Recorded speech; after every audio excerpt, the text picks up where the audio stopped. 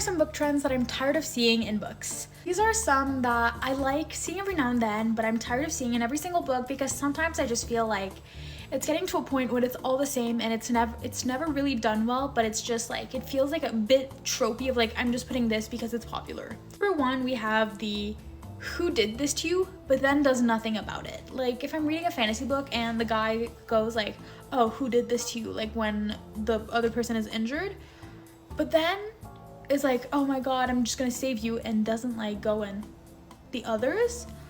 I am so like, why did you put it there?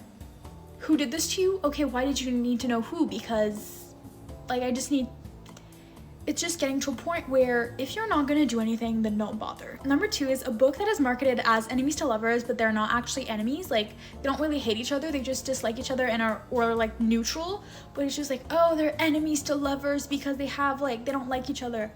I want true enemies to lovers. I want like enemies in like a fantasy world where there's like they hate each other, like despise each other and like wanna each other, but they start slowly liking each other. Like I don't want the I don't like you but then all of a sudden I'm in love with you. Like that's just no.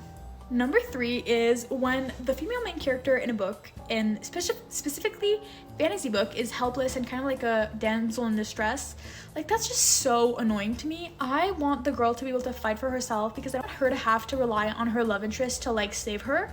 I want her to be able to save herself and like the love interest to be like, oh, you don't need saving, like you can save yourself, but I'm gonna help you if you need it, but knows that she can fend for herself, because or else it's just like, why are you in a fantasy book? Why are you in the trials and all that if you can't even fend for yourself?